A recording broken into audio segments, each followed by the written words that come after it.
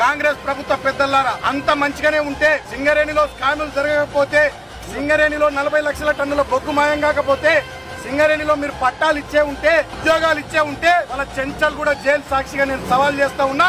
సింగరేణి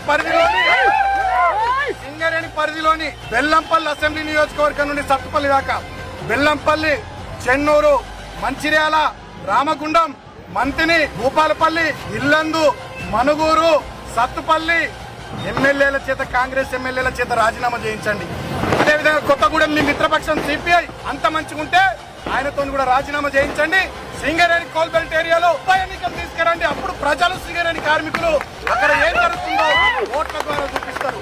ఇవాళ రేవంత్ రెడ్డి నేను డిమాండ్ చేస్తా ఉన్నా, సింగరేణిలో అంత సవ్యంగా ఉంటే ఛాలెంజ్ చేస్తా ఉన్న చెంచల్గూడ జైలు దగ్గర నుంచి కోల్బెల్ట్ ఏరియాలో ఉన్నటువంటి మీ కాంగ్రెస్ ఎమ్మెల్యేల చేత దమ్ముంటే రాజీనామా పెట్టి ఎన్నికలు ఎదుర్కొందాం. ప్రజల్ని తేల్చనిద్దాం ఏం జరుగుతుందో.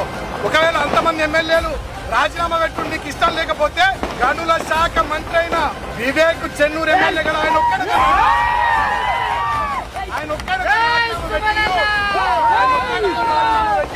చెన్నూరు అసెంబ్లీకి ఉప ఎన్నిక తీసుకురండి.